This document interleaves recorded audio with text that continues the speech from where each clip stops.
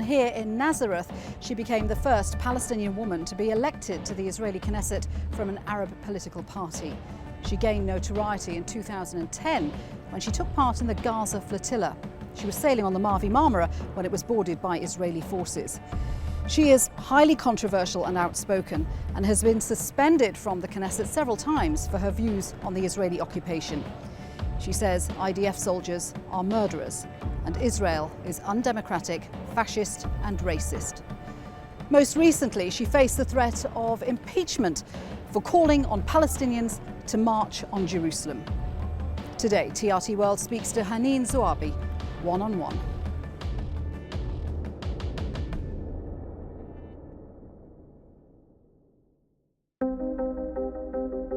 Welcome to Jerusalem, the capital of the Jewish state of Israel. The foreign powers are part of the problem. It is time to officially recognize Jerusalem as the capital of Israel. Justice is something which the Israeli society doesn't understand.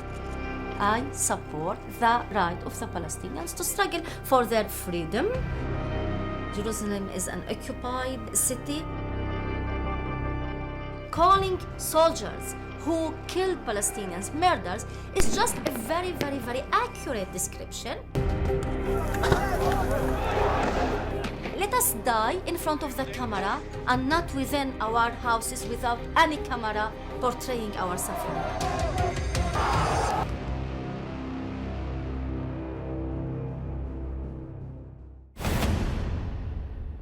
I know you've been interested in politics for a very long time. Why is that, and what drove you to join a political party? First of all, for me, I want to say to you, it's quite a strange question. For me, politics is a part of life, part of our reality. I cannot understand life and my situation and my reality and the challenges I face personally and as a Palestinian without politics. You're clearly very outspoken with very strong opinions, and you are known as the party's firebrand. And you came to prominence because you were on board the Gaza flotilla and you were on board the Mavi Marmara when it was boarded by the Israelis. When you went into politics, did you intend to be so controversial? Actually, I'm controversial because justice is something which the Israeli society doesn't understand. I'm not the one to be controversial because justice, equality, and not killing people and not killing children should not be controversial. It is. I'm not the problem here. I'm not the exemption here. But you're one of the few members of the Knesset who have been suspended, not once, but several times because of the things that you've said. For example, one of the things that greatly angered many members of the Knesset was showing solidarity with Palestinians who had killed Israelis. That caused a lot of anger. Yeah, actually, I express international consensus. I express the Palestinian consensus. I express ethical consensus. Fighting for freedom, fighting against the Israeli crimes should be, and it is according to international law. I am not exception here. I'm not exception. The way the Israelis tried to tame the Palestinians, the way the Israelis thought, okay, we expel in 1948 85% of the Palestinians. Now we can tame the remaining 15%. We can oppress them. We can re-identify them. We can not just confiscate their land, but we also want to engineer a new identity for them, to rewrite their history, to rewrite even the landscape. It is not just to confiscate our land, it is to change the names from Arabic names to Hebrew names, and we will create for them a new identity, Arab Israelis, and we accept from them to accept Zionism, to accept the fact that this is a Jewish state, that from the beginning the land was empty, They are not part of a people. They are not part of the Palestinians. They have no special connection to the homeland. And we expect from them to start to act as Israelis, not 100% Israelis because we are not Jew. So as we accept them to accept their destiny and their double margins as half Palestinians, half Israelis, not 100% Israelis, not 100% Palestinians. So what I am saying and what I am expressing, and I'm expressing my people. But the way you express your opinions have caused problems in the Knesset. For example, when you call IDF soldiers murderers, clearly you know that that is going to have a strong response. And critics would say, well, do you use the same term to talk about Hamas fighters who've killed Israelis? Is there a balance there, or in your opinion, there is no balance at all between occupier and occupied. This is part of the problem. This is part of the injustice. This is part how Israel is so relaxed to bomb Gaza and to put 2 million Palestinians within a siege. This is the terror. To put 2 million Palestinians within the largest open jail, it's not open, it's a jail, without freedom of movement, without services. So you support Hamas rocket attacks into Israel? Is that what you're saying? What I am saying, I support the right of the Palestinians to struggle for their freedom, and I don't consider there is no right for the Israelis to decide for the Palestinians how to struggle against the Israelis. According to the international law, we have the right to struggle. I believe myself, I am involved in a political struggle.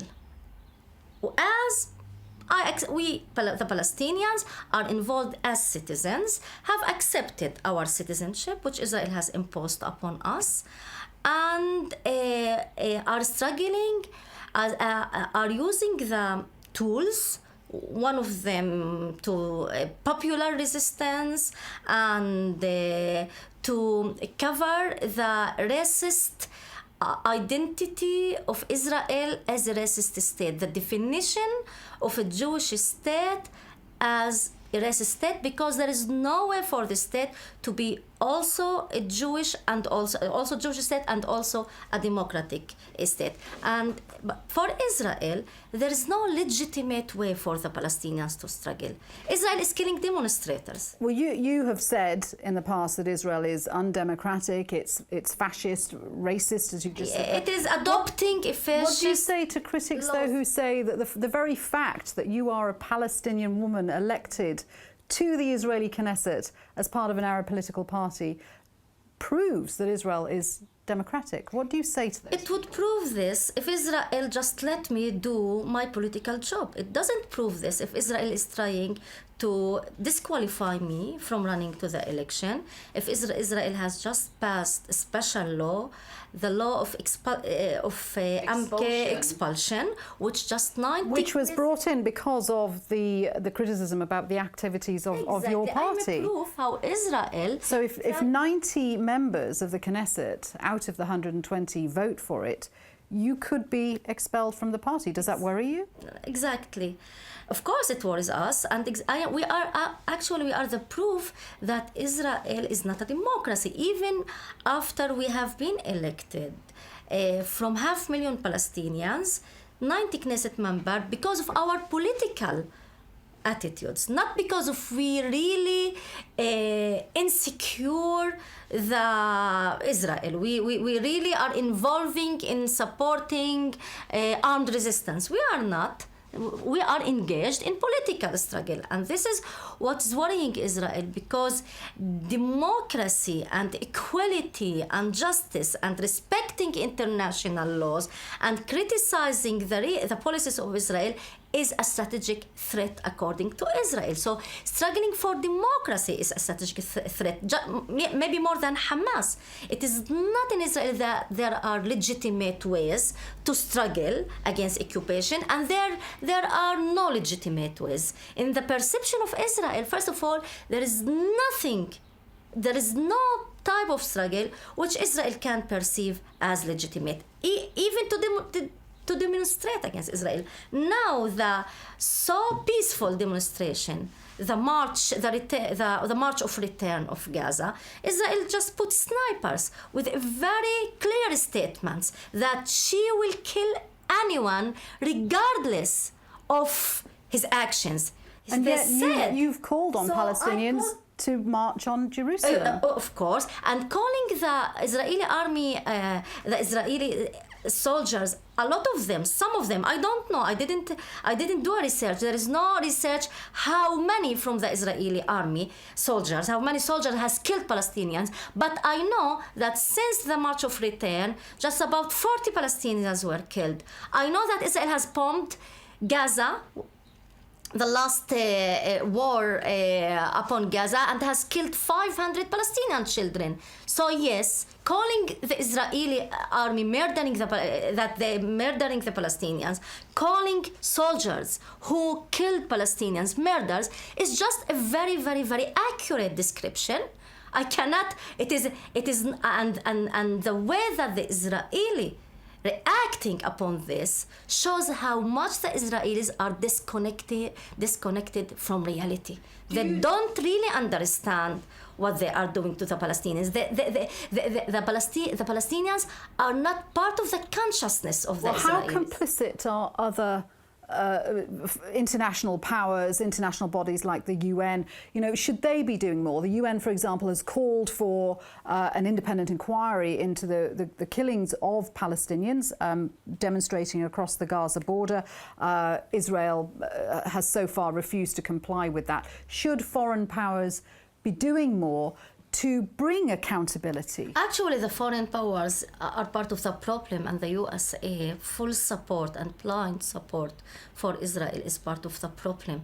And you must, first of all, as I said, you must understand the psychology of the Israeli society and the Israeli political elites. They are so relaxed just to put 2 million Palestinians and bomb them whatever they want. Have they been emboldened by the US decision to move the embassy to Jerusalem? Has that made things worse? Yeah, they are encouraged by this. It is a green line for Israel, and this blind support of the Trump administration to Israel is a green line to Israel to expand settlements, to Judaize Jerusalem, to put the snipers and declaring to the whole world that I have a snipers. It is actually a normal reaction of the total international permission which the UN, which the American administration has given to Israel, and a total tolerance from the UN. Actually, it is a tolerance, and part it is lacking of real power. But it's not necessarily the tolerance of the UN, it is the veto power of the US. Exactly, it is lacking which power, allows this lacking to continue without censure. As far as the US embassy is concerned, it is predicted to move to Jerusalem in the next few weeks. What kind of reaction do you think that that's going to have? Do you foresee demonstrations? First of all, it's a violation of international law. Jerusalem is an occupied city. But it looks like it's going to happen, regardless is. of international law. Exactly. This is why it is so dangerous. This is why it is a violation of international law, that it will happen despite the international law, and it will happen despite the hostility, the Israeli hostility, despite the Israeli aggression towards the Palestinians. So this is a green light to this aggression. And what is the international community is sending? The most dangerous thing, that the political message which the international community, now the US as the biggest power in this international community, sends to Israel, that your policy are legal. You are not violating any laws. It is your own right to kill, to oppress, to expand settlements, to be hostile to the Palestinians, to kill a Palestinian every 3.6. The US has said that settlement building is not helpful to the peace process. They have called on Israel to slow that down. Do you not see any role for the US in any future Actually, peace negotiations? I think this is not so mature, even it is not so mature way of thinking to say that, even to ask about the US policy. I think the Palestinian struggle, first of all, should. Can I ask you this? Let me ask, because you have said in the past, for Israelis, Palestinians have ceased to exist, and the Israelis have closed the door on their demand for a state. What does that mean, on your opinion, of possible solutions? Are you saying there is no longer scope for a two-state solution, but rather a binational single state? I think the whole discourse about negotiation and two states and the willingness of Israel to recognize the Palestinian rights is a totally and completely misunderstanding of Israel. And I think this is part of the problem, that we are talking about peace and peace process without asking ourselves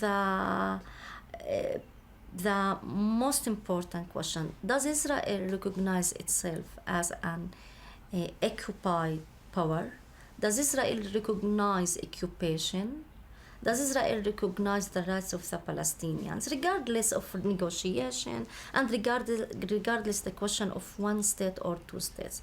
And what I am trying to tell you here, that the problem is that Israel doesn't pay the price of its oppression. It is so normal. It is now part of the normal life of the Israelis. The Israelis have demonized the Palestinians within their mind and within their consciousness. We are not really, as Palestinians, human beings. We don't deserve freedom. It is, I think it is a very strange situation where you try to understand the problem as a conflict, and you are asking about how to solve the problem. What I am trying to say to you, that Israelis don't identify the situation as a problem. There is no problem. What's the problem? They can live with this situation of occupation and oppressing the Palestinians for another 70 years. So how do we change that? How does that get changed? To change that is not to talk about negotiation and not to start talking about one state or two states. To start to talk about the fact that Israel is carrying out crimes against the Palestinians, war crimes, and to start to make Israel accountable to its crimes, not to say veto, not to ask questions about the UN condemnation and whether the US plays a neutral, whether the US is a neutral factor. Of course, it is not a neutral, but it is not a diplomatic question. It's a question of suffering. It's and crimes. And when you recognize the situation as suffering of a people and crimes which Israel is carrying out every day against the Palestinians, first of all, you should ask yourself the question, how to make Israel accountable to this price?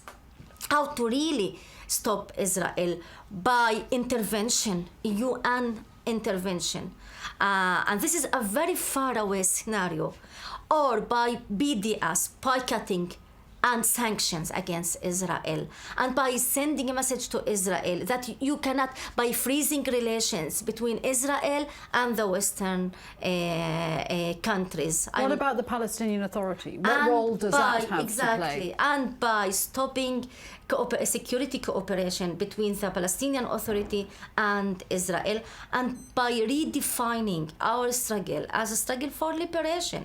It is not a question of 22% of the historical Palestine to have a sovereign country, or 18% and annexing part of the West Bank. The West Bank is 22, and Gaza are 22% of the historical Palestine. It is not a question of the borders.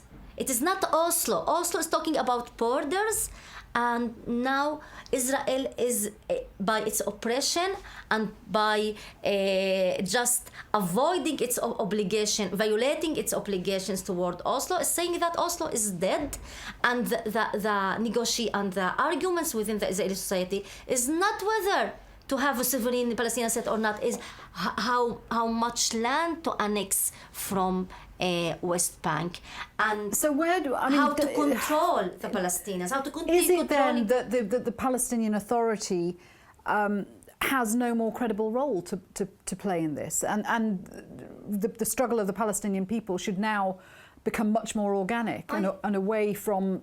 What I am saying that the Palestinian Authority must stop, reconsider our last political performance during the last 10 years to reach a conclusion that while we were talking about negotiation, Israel has just deepened occupation, has just reinforced its oppressive mechanism, persecuting children. Do you think the Palestinian Authority should follow through on its threat to stop cooperating on security matters with this is Israel? what I am saying again. The Palestinian Authority should stop coordinating with the Israelis, who should stop security coordination and should return back to its people, saying, Israel, we are now so mature to understand that Israel is not willing to any peace process, is not recognizing our rights, and Israel is so comfortable with the international environment, so comfortable with the situation within the Arab world, so comfortable with the division between Hamas and the Palestinian Authority, and that we should unify again our people, and we should build upon popular resistance. Why not, as I said, and as almost all of the Palestinians saying... Popular resistance gets Palestinians shot, though. Okay, so this is the price. This is the price. Let us die in front of the camera and not within our houses without any camera portraying our suffering. The Palestinian children in Gaza are dying because of the siege. So the question is not whether to die or to live. There is no question like this. We have no option now to live within a decent human situation. According to the UN, Gaza is unsuitable environment for a human being. So the question which the Palestinian children face in Gaza, whether to live in a slow motion and whether to die in a slow motion, and to die within their homes, or to die by the Israeli snipers, and let all the whole world seeing this and starting to rethink its green lines towards Israel. You think a third intifada would change international opinion? But you've said there is so much misinformation. You've been in America recently, and you've said a lot of Americans are very misinformed about the true situation on the ground in the occupied territories. Do you feel that popular resistance would remove that misinformation, or simply solidify what they already think? It is not just a question of the international reaction. This is part. First of all, the popular resistance will put the Palestinian suffering again within the Israeli agenda. And this is what I am experiencing, living in Nazareth and living beside the Israeli society. Within this society, and also suffering from the racism and suffering from the way Israel demonized the Palestinians, even though we are citizens, and there is no real meaning for this citizenship. So the struggle of the Palestinians is the only way to make our suffering not silent, to be vocal and to raise awareness, and not just to raise awareness within the Israeli society, to send a message that the Israeli cannot have a normal life while they are oppressing Palestinians, because this is a damaging understanding of reality. For the oppressor to understand that he can have a very, very normal life while he is oppressing those who are behind the racist wall and those whom he put under a siege. So I think there is no way to send this message to the Israeli society without having a real struggle, which the Israeli society will force to fight and to fight against this uprising and this struggle, and to invest times and efforts. Now Israel is investing no time and no effort. Haneen, thank you very much indeed for speaking with TRT World. Thank you.